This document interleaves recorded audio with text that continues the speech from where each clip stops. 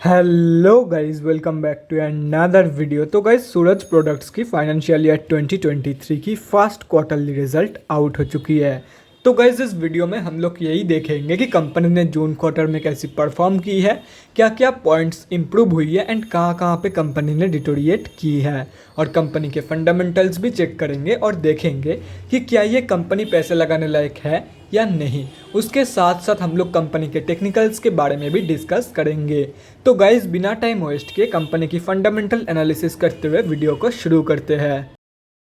तो गाइज, अगर इस कंपनी के बिजनेस के बारे में डिस्कस करें तो this company is engaged in production of sponge iron by direct reduction of iron और pig iron ingots billet TMT bars and उसके साथ साथ ये कंपनी पावर भी जनरेट करती है।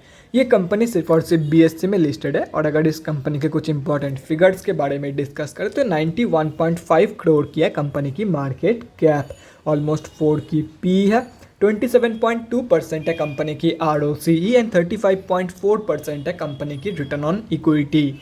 लास्ट 6 मंथ्स की रिटर्न नेगेटिव में जा चुकी है, नेगेटिव बाई 23.6%। एंड लास्ट 3 साल की जो सेल्स ग्रोथ है वो 26.7% के आसपास निकल के आ रही है, जो कि 3 साल की कंपैरिजन में बहुत ही बेहतरीन है। बुक वैल्यू से काफ़ी ऊपर ट्रेड कर रही है, डिविडेंड कंपनी देती नहीं है एंड फेस वैल्यू 10 रुपये की है। अभी अगर इस कंपनी की जून क्वार्टरली की रिजल्ट के बारे में डिस्कस करें तो गाइस, जून 2022 की क्वार्टर की unaudited standard on financial result आप लोगों के सामने है। एंड यहाँ पे जितने भी सारे फिगर्स है वो सब लैक्स में दिया हुआ है, लेकिन डोंट वरी अबाउट इट, क्योंकि मैं हर एक फिगर्स को क्रोर्स में कन्वर्ट करने के बाद ही आप लोगों को बताऊंगा, ताकि आप लोगों को भी समझने में आसानी हो।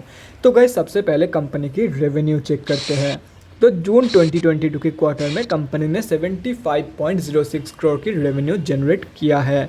और अगर ये मार्च 2022 की क्वार्टर एंड जून 2021 की क्वार्टर से कंपेयर किया जाए तो मार्च 2022 की क्वार्टर में कंपनी ने अप्रॉक्सीमेटली 60 करोड़ के आसपास की रेवेन्यू जनरेट किया था एंड जून 2021 की क्वार्टर में 70.61 करोड़ की रेवेन्यू। तो क्वार्टर ऑन क्वार्टर बेसिस पे कंपनी की जो रेवेन्यू ग्रोथ है वो तो ज़बरदस्त है ही है, लेकिन उसके साथ साथ ईयर ऑन ईयर बेसिस पे भी कंपनी ने एक हेल्दी रेवेन्यू ग्रोथ यहाँ पे दिखाई है। अभी अगर कंपनी की नेट प्रॉफिट मतलब प्रॉफिट आफ्टर टैक्स के बारे में डिस्कस करें तो गाइस, यहाँ पे आप लोग देख सकते हो जून 2022 की क्वार्टर में कंपनी ने अप्रॉक्सीमेटली 6.28 करोड़ की प्रॉफिट जनरेट किया है। मार्च 2022 की क्वार्टर में 4.7 करोड़ की प्रॉफिट जनरेट किया था एंड जून 2021 की क्वार्टर में 6.8 करोड़ की प्रॉफिट। तो again quarter on quarter basis पे कंपनी ने एक बहुत ही ज़बरदस्त प्रॉफिट ग्रोथ तो दिखाई है, लेकिन ईयर ऑन ईयर बेसिस की जो कंपनी की प्रॉफिट ग्रोथ है वो नेगेटिव में जा चुकी है। एंड ये सिर्फ और सिर्फ कंपनी की हाई एक्सपेंसेस की वजह से हुआ है, जैसे कि यहाँ पे आप लोग साफ देख सकते हो।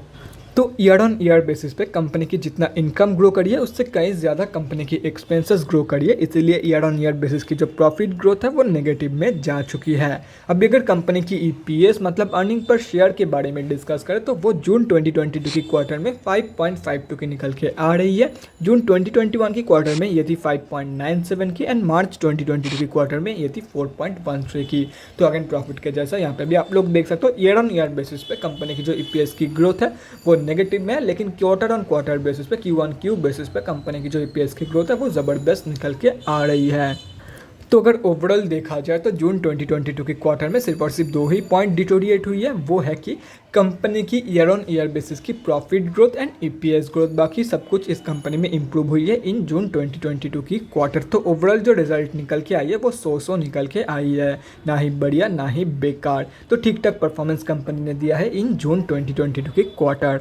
अभी अगर कंपनी की बैलेंस शीट की हेल्थ के बारे में डिस्कस करें, फाइनेंशियल ईयर 2022 में कंपनी की रिजर्व इंक्रीज हुई है एंड डेट रिड्यूस हुई है, जो कि किसी भी कंपनी के लिए बहुत ही ज़बरदस्त है। मतलब बैलेंस शीट की हेल्थ इंप्रूव हुई है इन FY 2022। एंड अगर ओवरऑल देखा जाए तो डेट से ज़्यादा ही पॉजिटिव रिजर्व मौजूद है कंपनी के पास। तो ओवरऑल जो बैलेंस शीट की हेल्थ है वो भी ठीक ठाक है। अभी अगर कंपनी की कैश फ्लोज के बारे में डिस्कस करें तो कैश फ्लोज की जो कंडीशन है वो डिटोरिएट हुई है in financial year 2022। Financial year 2021 में कंपनी के पास पॉजिटिव 3 करोड़ की कैश फ्लोज मौजूद थी, जो कि अभी डिटोरिएट होकर नेगेटिव में जा चुकी है एंड अभी कंपनी के पास नेगेटिव 3 करोड़ की कैश फ्लोज मौजूद है। और अगर कंपनी की शेयर होल्डिंग पैटर्न के बारे में डिस्कस करें तो जून क्वार्टरली की शेयर होल्डिंग पैटर्न आप लोगों के सामने है एंड यहाँ पे आप लोग देख सकते हो जून की क्वार्टर में प्रमोटर्स की होल्डिंग अनचेंज्ड है। बाकी DIIs ने फ्रेश एंट्री किया है in June quarter and end of the quarter public से माल उठाया गया है। एंड यहाँ पे आप लोग देख सकते हो पब्लिक में एक ही बड़े रिटेलर की होल्डिंग है एंड अगर ये कैलकुलेट करते हो तो इस कंपनी में हम आप जैसे छोटे मोटे रिटेलर की जो होल्डिंग है वो 22% से भी कम निकल के आ रही है। तो गाइस अभी कंक्लूजन पे आते हैं कि आप लोगों को इस कंपनी में पैसा लगाना चाहिए या नहीं। तो देखो गाइस कंपनी की जो ग्रोथ है वो काफ़ी बढ़िया है, तो आप लोग डेफिनेटली इस कंपनी में short term trade and long term investment plan कर सकते हो। अभी अगर कंपनी के टेक्निकल्स के बारे में डिस्कस करें तो गैस ये सिर्फ और सिर्फ BSE में लिस्टेड कंपनी है। तो हम लोग आ चुके हैं BSE के डेली चार्ट पे। तो गैस सबसे पहले ये क्लियर कर देता हूँ, ये कंपनी स्विंग ट्रेडर्स के लिए नहीं है एंड ये मैं इसलिए बोल रहा हूँ क्योंकि कंपनी मैक्सिमम टाइम एक ही रेंज के अंदर कंसोलिडेट करती है एंड अगर कभी मूवमेंट दिखाती भी है तो ये कंपनी सर्किट में ही क्लोजिंग करती है, जैसे कि यहाँ पे आप लोग देख सकते हो। एंड ऐसे में स्विंग ट्रेडिंग लेना इम्पॉसिबल है क्योंकि ये आप लोगों को भी पता है कि अपर सर्किट में एंट्री नहीं मिलती है रिटेलर्स को, बहुत ही कम रिटेलर्स अपर सर्किट में बाई कर सकते हैं। तो इसीलिए मैं यही सजेस्ट करूंगा अगर आप लोग स्विंग ट्रेडर हो तो इस कंपनी से दूर रहो। और रही बात जो लोग long term and short term के लिए एंट्री प्लानिंग कर रहे हैं उन लोगों को कहाँ पे बाइंग करनी चाहिए, तो देखो गाइस जो लोग लॉन्ग टर्म के लिए एंट्री प्लानिंग कर रहे हैं वो लोग यहाँ पे मतलब करंट मार्केट प्राइस के आसपास डेफिनेटली बाइंग प्लान कर सकते हैं। कंपनी अभी जहाँ पे ट्रेड कर रही है उसके सबसे क्लोजेस्ट सपोर्ट बेस निकल के आ रही है अप्रॉक्सीमेटली 75-74 रुपये के आसपास। तो अगर ये कंपनी आप लोग को इन नियर फ्यूचर आप लोग को इस प्राइस पॉइंट पर मिल जाती है तो आप लोग एक बहुत ही बढ़िया एंट्री प्लान कर सकते हो इन दिस कंपनी। बाकी अगर कंपनी यहाँ तक की फॉल शो नहीं करती है तो एटलीस्ट 100 रुपीज़ के नीचे ही रखने की कोशिश करना अपनी एंट्री प्राइस। और रही बात शॉर्ट टर्म ट्रेडर्स की तो देखो गाइस अभी ये कंपनी 200 मूविंग एवरेज के नीचे ट्रेड कर रही है। तो जब तक ये कंपनी 200 मूविंग एवरेज के नीचे रहेगी तब तक आप लोगों को कोई भी शॉर्ट टर्म ट्रेड इस कंपनी में प्लान नहीं करना है। एक बार इस कंपनी को इसके ऊपर प्रॉपरली डेली बेसिस पे क्लोजिंग कर जाने दो, उसके बाद आप लोग शॉर्ट टर्म ट्रेड प्लान कर सकते हो इन दिस कंपनी।